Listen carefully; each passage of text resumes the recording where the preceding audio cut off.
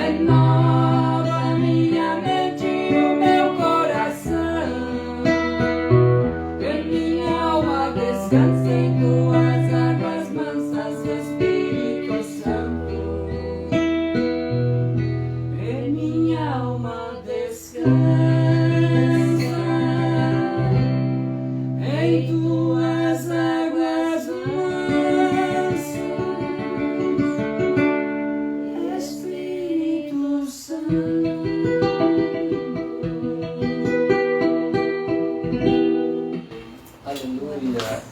Glórias a ti, Senhor. Meu Deus. Louvado seja o teu santo e maravilhoso nome. Glória a Deus. Aleluia. Louvado seja o nome do Senhor. Agradeço a Deus, então, por mais um dia estarmos na sua presença.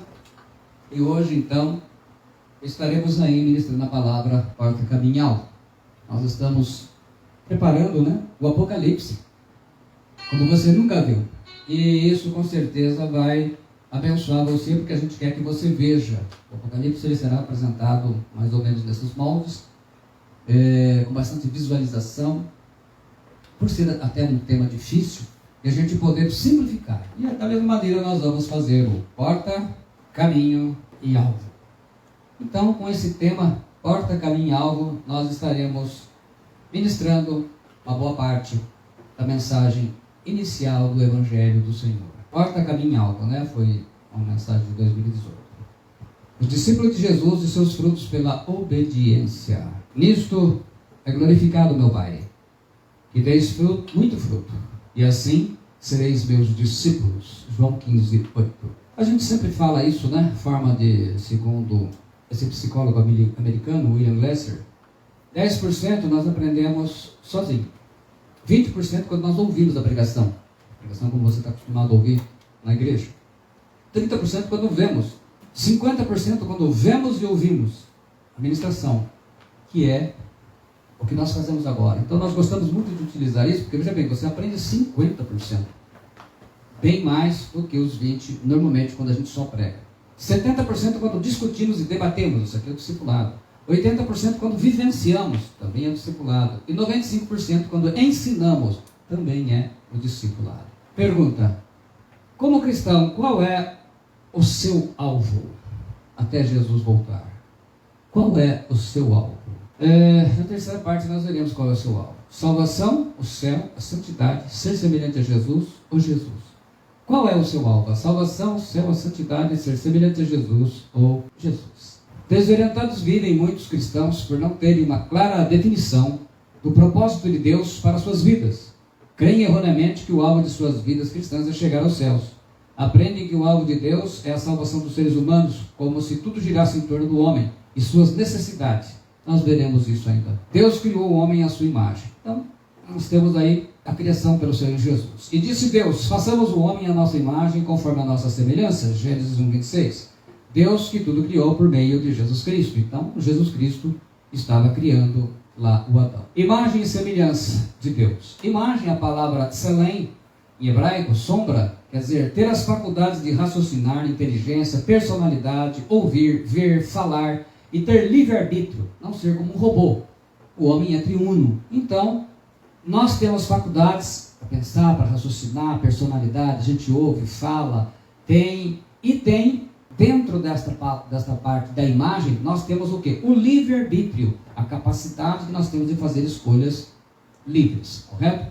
Semelhança, a palavra demut, modelo. O homem tinha natureza divina, por isso não morria ao ver Deus. O homem era filho de Deus e vivia no reino de Deus. Então, quando o homem foi criado, a sua semelhança, ele tinha natureza divina. Então, por isso que ele podia ver Deus, falar com ele, ele não morria, A sua natureza era perfeita. A ordem de Deus. Em Gênesis 2,16, Deus dá essa ordem. E ordenou o Senhor Deus ao homem, dizendo: de toda árvore dos jardins comerás livremente, mas da árvore do conhecimento do bem e do mal, dela não comerás, porque no dia em que dela comeres, certamente morrerás. Então, Deus deixou uma ordem. Foi a única ordem que Deus deixou. E é interessante que a gente poderia pensar assim: e se Eva matasse Adão ali, Deus não deu ordem. Mas é claro, a natureza deles ainda não estava nesse estágio para chegar a tal ponto, Aí vem a tentação e a queda, Então a serpente é mais sagaz, Então a serpente disse à mulher: certamente não morrereis. Então foram abertos os olhos de ambos e conheceram que estavam nus. Então, a serpente, como sempre, o que ela faz? O símbolo do diabo é fazer com que a gente desobedeça a palavra de Deus. Então, ele falou, certamente, quer dizer, então Deus mentiu, Imagina que o pai da mentira estava fazendo isso. E eles acreditavam, Deus não poderia perdoar o homem? a escolha tem consequência. Toda escolha tem uma consequência. Por um homem entrou o pecado no mundo, e pelo pecado a morte. Assim também a morte passou a todos os homens, por isso que todos pecaram. Pela desobediência de um só homem. Romanos 5, 12 e 19. A queda, é a chamada queda. Então toda escolha tem consequência. O perdão ele foi concedido, mas existem consequências. Perdão pela redenção. Nós, sendo inimigos, fomos reconciliados com Deus pela morte de seu Filho. Assim, pela obediência de um, muitos serão feitos justos. Romanos 5, 10, 19. O que acontece? Foi feita uma escolha. O homem fez uma escolha. Perdoado ele foi porque Deus providenciou a salvação. Mas as consequências estavam determinadas. Então assim, escolher é optativo. A consequência ela é obrigatória. Adão e Eva são expulsos do Éden. Então, eles acabam perdendo todos os privilégios que tinham na presença de Deus pela sua desobediência, né? Infelizmente, a expulsão, a saída, né? A gente vê o que acontece. É o símbolo hoje de muitos cristãos, né, que constantemente estão saindo de onde foram chamados por Deus. Por quê? Infelizmente, está sempre atrás do quê? A desobediência, problemas, sempre problemas espirituais. Certamente morrerás. Gênesis 2, 17b. Como Adão só morreu com 930 anos, está lá em Gênesis 5:5, o que isso significa? A morte quer dizer separação. Morte não é o fim. Muita gente fala, morreu, acabou. Não. A morte, por assim dizer, é o fim da vida neste corpo. Só que a alma continua vivendo e ela vai para o lugar que ela escolheu, né? Morte significa separação. Houve morte espiritual. O homem caiu da condição de filho de Deus e com isso a morte física entrou no mundo para todos. Então o que acontece? Ainda que Deus tenha providenciado a salvação e ela veio acontecer, a sua natureza, ele perdeu a natureza divina e agora ele se torna o quê? Infelizmente, a rebelião contra a ordem de Deus foi o pecado original, desobediência. Deus disse não a Adão. Então, pela rebelião, ele se torna filho do diabo e, consequentemente, toda a raça humana, né? Deus sabia que o homem iria pecar? Sim, naturalmente que sabia. Ela, bendito Deus e Pai de nosso Senhor Jesus Cristo, o qual também nos elegeu nele antes da fundação do mundo e nos predestinou para filhos de adoção por Jesus Cristo para si mesmo. Efésios 5, 1, 3 e 5. Adoção em Jesus. Os salvos são aceitos na família de Deus. Com Adão perdemos, com Cristo reconquistamos. Deus sabia e agiu. Então, só que as consequências viriam hoje, nós morremos, ficamos doentes, todos esses problemas. Mas Deus, Deus o Pai, ele providenciou a salvação, sim. E a ressurreição, na ressurreição é que nós então teremos, de fato, completado o propósito de Deus. Nós vamos ver, não podem mais entrar no Éden. Então, Adão e Eva são expulsos e eles já não mais tinham condições de entrar no Éden. Vida no pecado versus vida em Jesus. Com a queda, o homem caiu do reino da luz e foi para o reino das trevas, a rebelião. Com Cristo, o homem é transportado do reino das trevas para o reino da luz. Aí é como a pergunta. Então, veja bem, a prova de que nós, uma vez sem Cristo, estamos no reino das trevas. Dá uma olhada o que é o mundo. Gente roubando, estuprando, corrupção, beneficiando bandidos, assassinatos, adultério, todo tipo de mal. Isso aqui faz parte das trevas. É o reino da rebelião. As 3 etapas na vida do cristão. Então, nós aqui olhando, a porta de entrada do reino. Hoje, vamos dizer assim, o mundo tem aí mais de 7 bilhões e meio de habitantes. Ou estão dentro do reino de Deus, ou estão no reino das trevas. Não tem meio termo. Essa turma toda está aí. No reino da luz, Jesus é o Senhor. É a entrada pelo evangelho do reino. As portas do reino nós vamos ver. E hoje vive no mundo. Muitas pessoas desviam e voltam para o reino das trevas. As 3 etapas na vida do cristão. A porta, o caminho e o alvo. Portas básicas, os princípios básicos, mas são fundamentais. Primeira parte, a porta. O qual nos tirou da potestade das trevas e nos transportou para o reino do Filho do seu amor. Colossenses 1:3. A palavra exousia, autoridade, potestade, como em Efésios 6:3, império, a atualizada, é interpretação e não tradução fiel. Então nós estávamos debaixo da potestade das trevas, que é Satanás, o seu reino, o seu império, E através de Jesus Cristo, nós fomos transportados para o reino dele. Então, porta, caminho e alvo. Nós vamos aprender sobre porta, o caminho e o alvo, que é a mensagem do Evangelho do Reino de Deus. Então, porta estreita, Mateus 7, 13 e 14. Como passar pela porta do Reino de Deus? A resposta está em Atos 2, 37 e 38.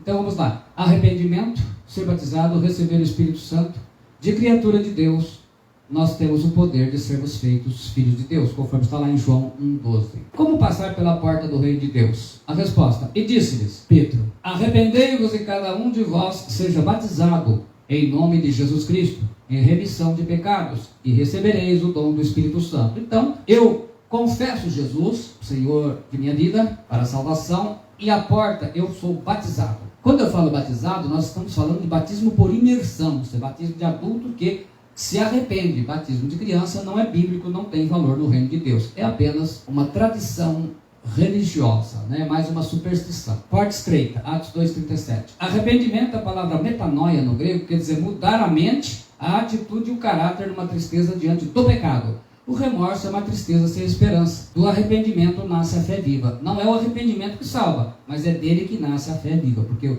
eu tenho uma mudança de mente, de atitude e de caráter, e isso que faz a mudança. Então, o arrependimento a gente pode simplificar e exemplificar para facilitar o entendimento de todos. O que envolve um arrependimento verdadeiro? Ele muda a sua mente, ele muda a sua atitude e muda o seu caráter. As pessoas falam assim: mas agora virou santinho. Não. Mudou a mente, mudando a mente, muda a atitude, mudando a atitude, muda o caráter. Então esse negócio de falta de caráter, de atitude errada, é por causa da mente. Então, se não mudar a mente, tem muitas pessoas que estão dentro da igreja, são batizados, mas não passaram por esse processo. São religiosos. É o arrependimento. O arrependimento é o primeiro dos princípios, A gente aprende, inclusive, nos 6 princípios em Hebreus 6, arrependimento de obras mortas. Porta estreita. Por que precisamos ter arrependimento? Resposta: para deixar de confiar em nós mesmos e em nossas obras, renunciar à vida passada de pecado e passar a confiar em Deus.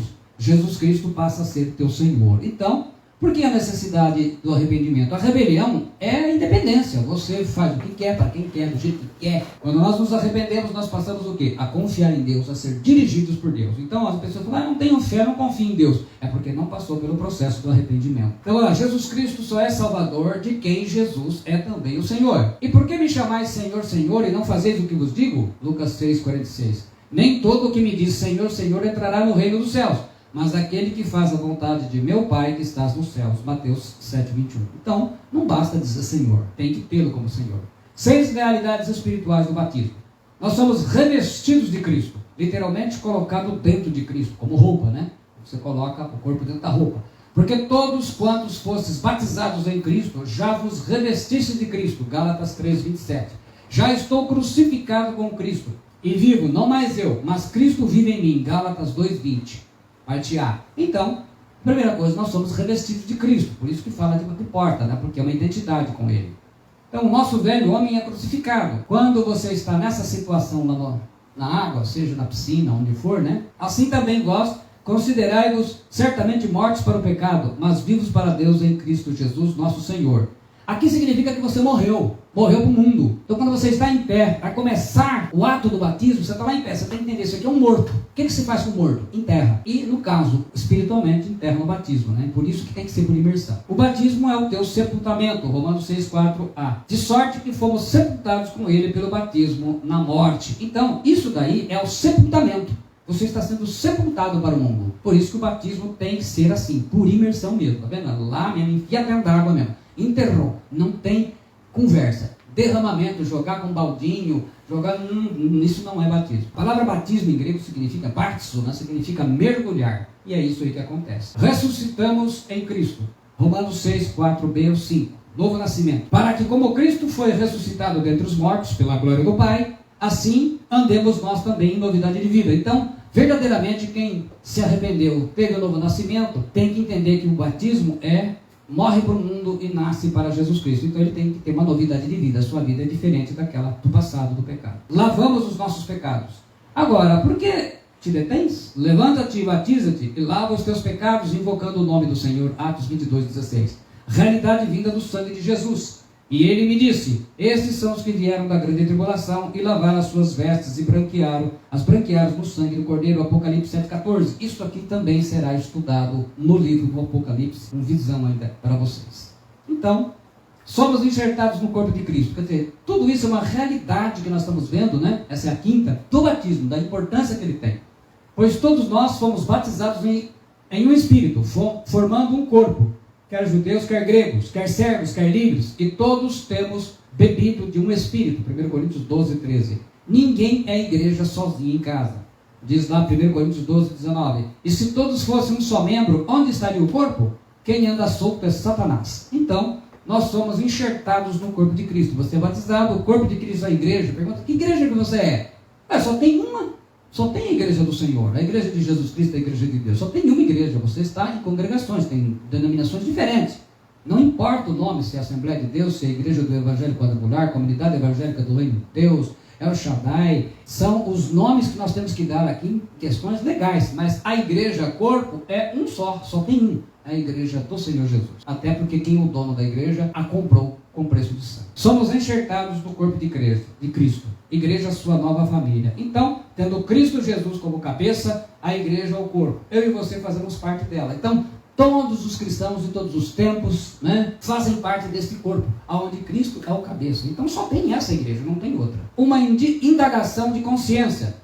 Isto é, 8 almas se salvaram pela água, que também como uma verdadeira figura agora vos salva. O batismo, não do despojamento da imundície da carne, mas da indagação de uma boa consciência para com Deus, pela ressurreição de Jesus Cristo. 1 Pedro 3, 20 e 21. A palavra eperotema ou eperoteima, um juramento concordando com as condições de uma aliança com Deus. É uma resposta, um compromisso de aceitação dos novos deveres. O batismo é um compromisso com Cristo. Então, acima de tudo, quando você é batizado, você tem um compromisso, uma aliança com Cristo. Por que uma pessoa não se batiza? Resposta: porque ela ainda não alcançou o arrependimento e ainda não passou a porta. Eu não vim chamar os justos, mas sim os pecadores ao arrependimento. Marcos 2, 17b. Quem crer e for batizado será salvo, mas quem não crer será condenado. Marcos 16, 16. Quem não crê não quer ser batizado. Então, o que impede? A pessoa não se arrependeu e ainda não creu.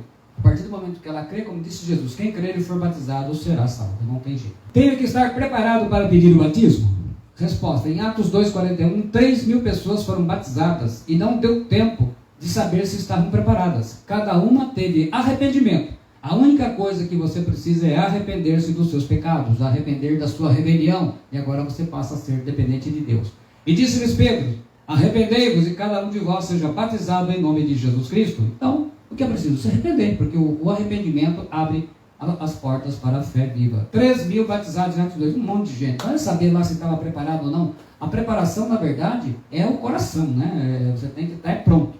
Confessar Jesus o Senhor. Então, normalmente se fala muito de confessar Jesus como Salvador. Não vamos mudar o texto bíblico. Nós sabemos que, até com muito zelo, durante muito tempo, por causa da ênfase da idolatria, de invocar santos e tantas coisas, alguns irmãos davam ênfase em Jesus como o único salvador pessoal. Mas a gente não pode fugir da Escritura. Romanos 10, 9, ele diz assim, usando aí a versão atualizada, ele diz: se com a tua boca confessares Jesus como Senhor, olha aqui, e em teu coração creres que Deus o ressuscitou dentre os mortos, será salvo. Então veja bem, confessar Jesus como Senhor e não Salvador. Ele só é Salvador de quem ele é Senhor. A palavra se, ean em grego, essa conjunção ela não comunica dúvida como em português, mas é usada para ênfase. Ela dá ênfase e força, e por isso pode ser traduzida uma vez que, quando com tua boca confessares. Então, quando com tua boca, ela não é uma dúvida, se, como em português. Ela quer dizer quando, no momento que você com a sua boca confessar que Jesus é o seu Senhor, e no coração você crê que Deus o ressuscitou dentre os mortos, você é salvo, correto? Confessar, a palavra homologel, significa declarar pública e abertamente. Você confessa que adora a Jesus Cristo. Confessar, literal, visto que com o coração se crê para a justiça, ele confessa com seus lábios e assim é salvo. A confissão era pública no batismo em sinal de arrependimento. Então, normalmente, os primeiros cristãos faziam essa confissão de Jesus Cristo no ato do batismo mesmo. Jesus como Senhor, Kyrios, tudo quanto tenho e sou. Isso aqui tem uma pregação que já está disponível no YouTube. Até aproveito e a ocasião que eu pedi para vocês que me ajudem. Se inscrevam no meu canal no YouTube. Normalmente essas palavras são colocadas lá, mas isso nos ajuda. Coloca o sininho, muitas mensagens, ajuda inclusive as pessoas. Uma pesquisa feita na internet mostra que quanto mais seguidores tem uma pessoa no YouTube, mais as pessoas procuram as suas informações. E assim então vocês estarão ajudando muitas pessoas a encontrarem a mensagem do Senhor, né? Tudo quanto tenho e sou é Jesus quem fez. E talvez o credo mais antigo dos cristãos, né? E está registrado na Escritura, Romanos 10:9. Confessar. Então, seja em libras ou com a boca mesmo, nós temos que confessar que Jesus Cristo é o Senhor. É essa a forma de salvação. Então, Jesus é Senhor da tua vida. Como entender isso de maneira básica e simples? É Senhor da tua vida, é Senhor da tua família, é Senhor do teu dinheiro, do teu trabalho, do teu ministério, do teu tempo, da tua obediência, do teu coração, dos teus sonhos, de tudo. Então Jesus tem que ser dono disso aqui. Hoje em dia, e a gente vê na internet, a parte do dinheiro e a parte do tempo é a parte mais difícil de se entregar para Jesus. Então ele não é Senhor.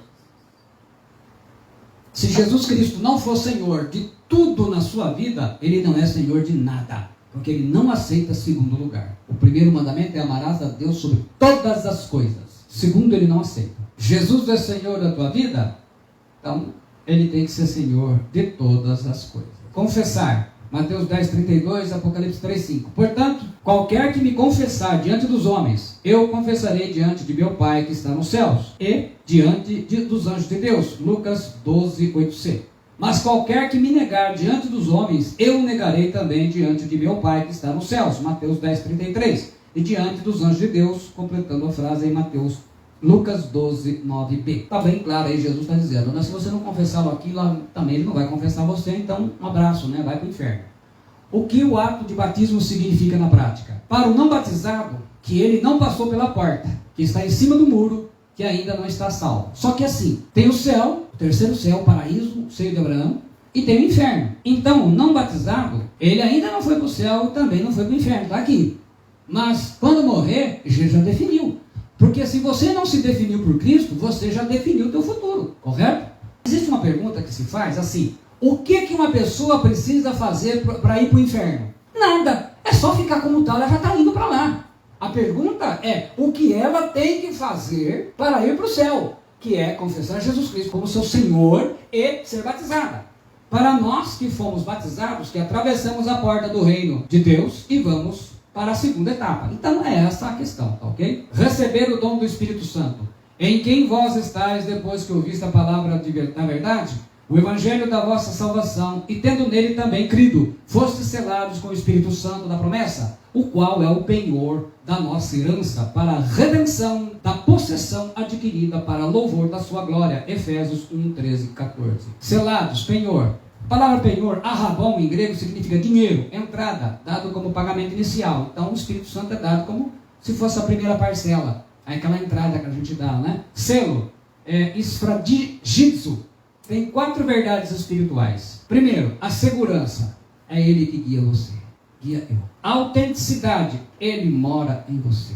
Domínio. Jesus é teu Senhor. E a autoridade, você o representa. Então, olha, a segurança que nós temos, Ele nos protege. A autenticidade, Ele mora em você. Então, se as pessoas não falam, né? Pode um crente ser possesso de demônio? Veja bem, gente. Se nasceu de novo, o Espírito Santo mora. Se o Espírito Santo mora no seu corpo, como que o diabo vai entrar lá? Um demônio. Vai puxar um puxadinho lá? Não. O que acontece? Ele só possui aquele que é religioso e não nasceu de novo, e o Espírito Santo não está habitando nele. O resultado que é o tipo de vida que ele leva, né? Por isso que a igreja está cheia de gente com pecado, né? Muito bem, fim da primeira parte. Muito bem. Então esta é a primeira parte que nós apresentamos para vocês. Então eu lembro vocês mais uma vez, eu peço por favor, se inscreva no meu canal no YouTube, acione lá o sininho para você estar sendo notificado, e nós estamos sempre procurando trazer ensinamentos, e com certeza estou trabalhando há quase um ano na mensagem do Apocalipse, dessa forma com ilustrações, para que todos possam ter um bom entendimento da mensagem do Apocalipse, especialmente nesses tempos que nós estamos agora. Deus te abençoe, em nome de Jesus Cristo. Amém.